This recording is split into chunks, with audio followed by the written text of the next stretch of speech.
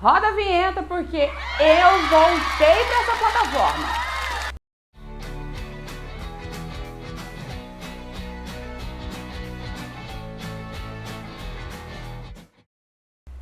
Muito bom estar de volta. Muito bom, muito bom, muito bom. Pode estar um pouco tarde, mas eu quero encerrar aqui o ciclo de Vale Tudo, porque este canal começou com um vídeo justamente falando dessa novela. Então, mesmo que já tenha passado uns dias, eu preciso falar de Vale Tudo, gente. Não tem como não falar desse final, falar desta novela que tirou o sossego de toda uma nação com tantos absurdos e com tanto desrespeito à obra original. Vale Tudo é uma novela, como eu disse lá no primeiro vídeo, é uma novela que fala do Brasil, e fala do Brasil contemporâneo.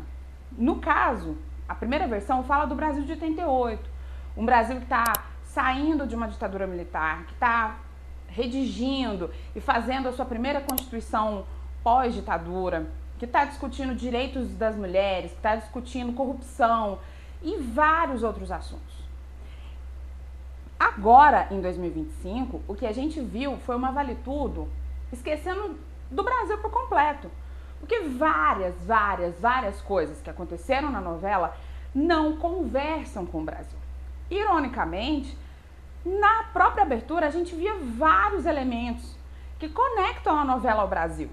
A gente viu religiões de matriz africana, a gente viu bairros periféricos, a gente viu o desfile de escola de samba, que já começava assim, né, com essa Pucaí, né, babilônica.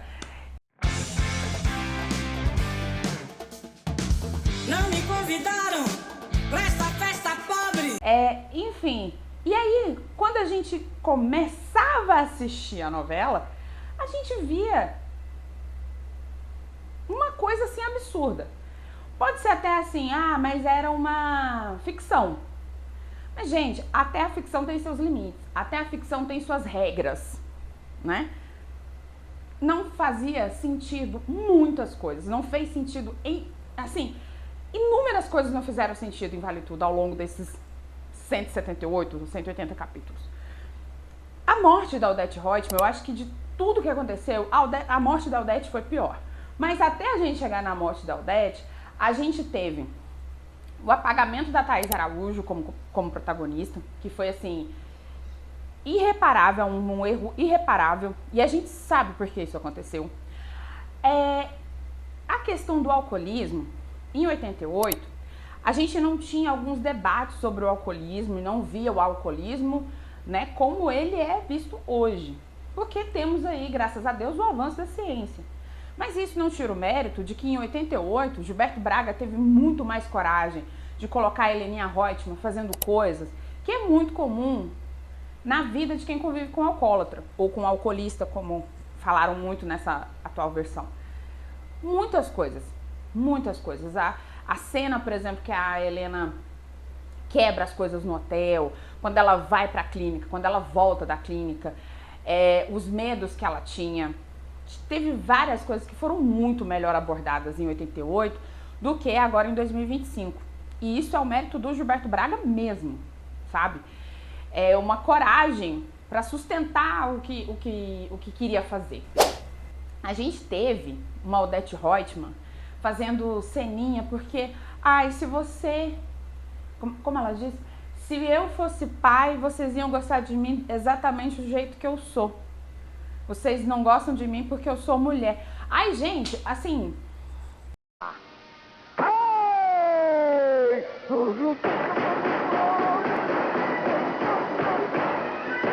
Graça! É brincadeira! É brincadeira! Normalizou, então, o pai lixo. É isso que Manuela Dias quis dizer com esse texto. Normalizaram o pai lixo, normalizaram o pai que não tem responsabilidade afetiva com os filhos, o pai ausente, o pai negligente. Isso agora está normalizado, isso é uma regra, todo pai tem que ser assim, e as mães aqui, assim, tem que ser sobrecarregadas. Sabe, gente, isso também foi um negócio que deixou a novela, assim, muito ruim, assim, que foi também um dos grandes erros dessa novela, por ter debatido assuntos muito sérios com a profundidade de um pirex, sabe? Foi muito, muito, muito ruim. Aí tivemos essa conversa de Odete com Afonso. Afonso com câncer. Qual foi a necessidade disso? Qual foi a necessidade de Afonso Reutemann ter câncer? Gente, Leonardo vivo, pelo amor de Deus, olha o que foi aquilo, sabe? E a explicação foi pior tudo foi ruim nisso, sabe? Na primeira versão, o Leonardo morre. E a situação que levou à morte do Leonardo foi justamente uma briga dele com a Odete, porque a Odete tinha um caso com um amigo dele. E nessa saída de carro, a Odete provocou o acidente e matou o próprio filho. E ela jogou a culpa na Helena. E a Heleninha passou o resto da novela, passou anos achando que tinha sido responsável pela morte do irmão. E aí agora a gente se depara com uma mãe que tinha um filho preferido e esse filho fica incapaz, né, se torna uma pessoa deficiente, enfim, né, tem ali toda uma série de problemas e a Odete prefere fazer de conta que ele tá morto. Tá, vamos seguir essa linha. Se você é a mulher mais rica do Brasil, dona de uma das maiores fortunas da América Latina, por que você não levou o seu filho, que você não quer que as pessoas vejam que está deficiente, que está incapaz, enfim, por que você não leva esse filho para um buraco na Europa? Mas você leva para Campo Grande, Rio de Janeiro, para ser cuidado por uma senhora de idade, sem condição nenhuma. Não faz sentido. Eu tô louco? Eu pergunto. Quando eu falo isso, eu sou louco? Eu sou louco? Não, eu sou louco. Eu tô louco? Não, eu não tô louco. Eu não tô louco. Como é que... Você pode olhar, vocês podem ir para o lado ficcional que for. Não há sentido nessa escolha de Odete Reutemann 2025. Não faz sentido. Outra coisa. Leonardo, por ser uma pessoa com limitações, Leonardo não pode, pela lei, Leonardo não poderia, por exemplo, doar medula, porque ele não tem condições de consentir, certo? Ele não tem condições de fazer consentimentos. Então, doar medula e Solange, não vamos nem comentar as falas de Solange aqui, que tava uma coisa assim, meu irmão apareceu, Deus guardou ele pra anos depois ele doar medula pro Afonso. Que Deus é esse, gente? Que é isso? Assim, onde faz sentido isso, gente? Não tem nenhum sentido. E, novamente, Vale Tudo é uma novela que fala do Brasil. E ao longo desses meses, de março até outubro, nós tivemos vários assuntos fora, né, assuntos no nosso cotidiano, que conversavam lindamente com a novela e que simplesmente foi ignorado. Um deles foi justamente o projeto de taxação dos super ricos no Brasil. Em 88, a Constituinte estava em pauta, a Constituinte estava nas rodas de conversa dos personagens. Em 2025, um projeto como esse nem sequer foi mencionado por ninguém da novela. O vício do Vasco em aposta, que começou ali e depois sumiu.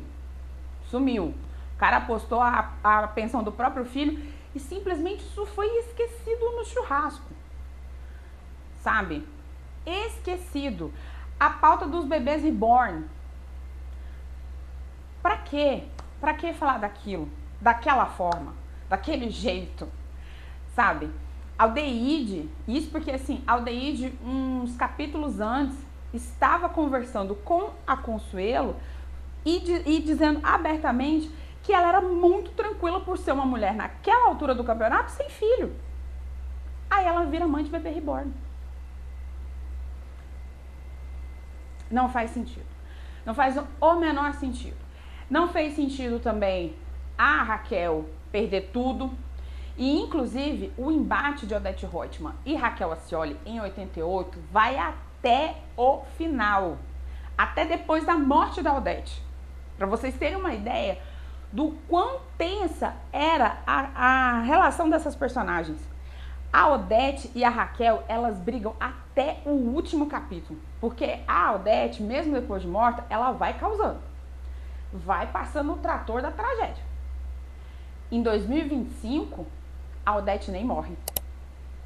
A Odete, assim, tal qual um X-Men, ela com o poder da mente, ela sai do saco lá do IML, que só abre por fora, abre e fecha por fora. Ela com o poder da mente, ela abre aquele zíper, ela vai para uma clínica clandestina para ser operada e vai para fora do Brasil.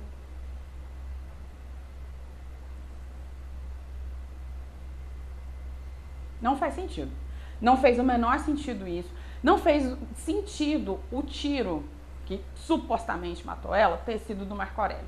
Na primeira versão, foi a Leila. Todo mundo sabe que foi a Leila que matou a Odete na primeira versão. Mas ela matou a Odete não porque ela queria matar a Odete, mas porque ela queria matar a Maria de Fátima. Não! Não é você que tá merecendo uma bala, não. Eu tô com mais raiva dela! É ela que eu tô querendo!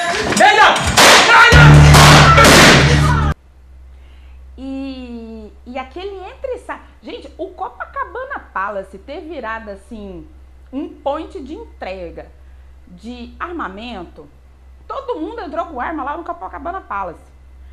Aí você fica assim, gente, um dos hotéis mais conhecidos do mundo, queridinho de celebridades quando vem pro Brasil. Aí de repente, todo mundo consegue entrar com arma lá. Todo mundo entra lá com arma. Gente, não faz sentido isso. Não faz sentido algum. E aí, saímos de Vale Tudo para Três Graças, né? Que na primeira semana já entregou tudo que o Brasil reconhece tranquilamente. O Brasil se reconhecendo nas telas. Gravidez na adolescência, uma tradição de gestações juvenis, né? Pra quem tá achando esquisito, eu no primeiro momento eu me choquei com Sophie Charlotte, né, que tem 36 anos de idade. Sophie Charlotte ser vó. Porém, eu que também tô nessa faixa etária, eu tenho amigas que também ficaram grávidas jovens, que têm filhos hoje, que podem facilmente ser Joelle. Então assim, não é difícil. Você vai encontrar gente que, a minha filha teve filho com 20 anos, e a mãe tá falando disso tendo 38 anos de idade, por exemplo. Por mais que seja assustador, isso não é normal, não que é normal, é comum, entende? Assim, por mais que seja absurdo, você encontra isso na realidade, você encontra. E esse é o grande legado, é o que faz as pessoas assistirem novelas. As pessoas gostam de se ver.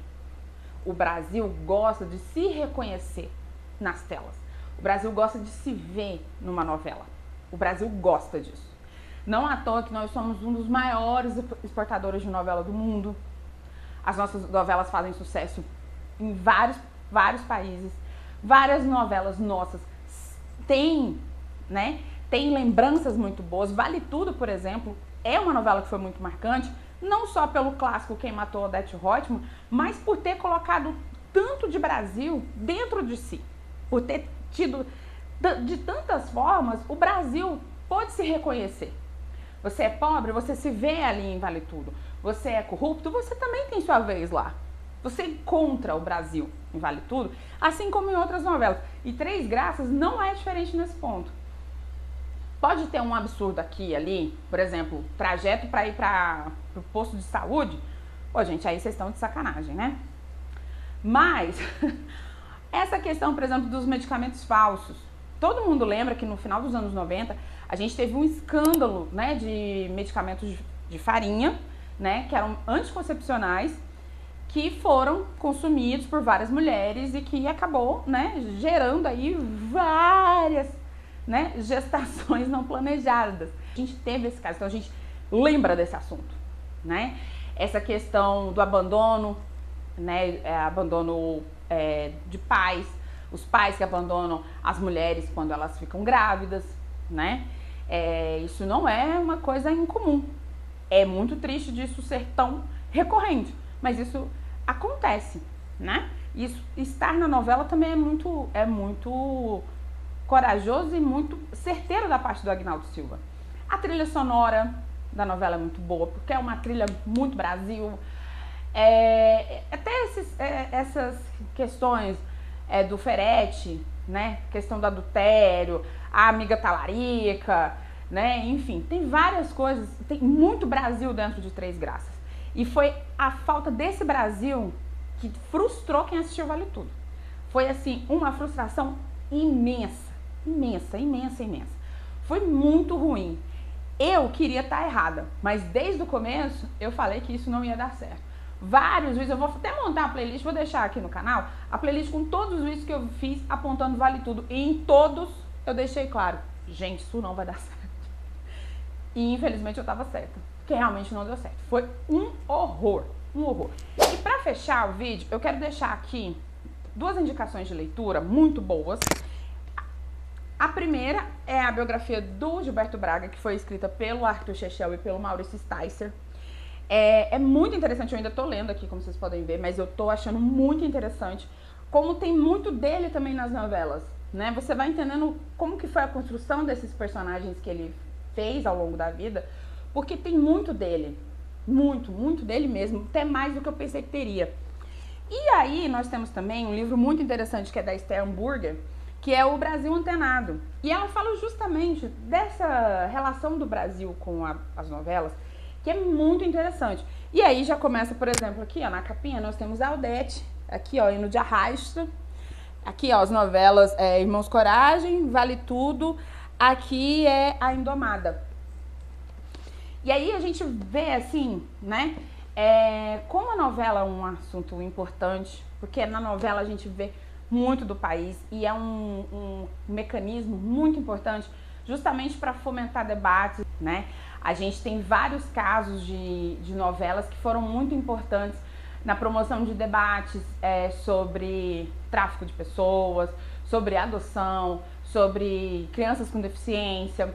A gente teve novelas que foram muito importantes para o debate sobre clonagem humana.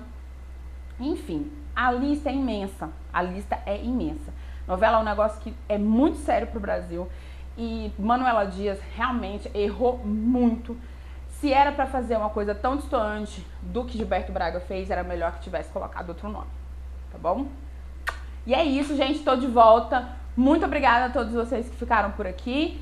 Deixa o seu like, ativa as notificações, se inscreve se você ainda não é inscrito e indique este canal, indique este vídeo para pessoas que você sabe que também gostam de novelas e que ficaram revoltados com Vale Tudo, assim como eu e você, tá bom? Um beijo e até a próxima!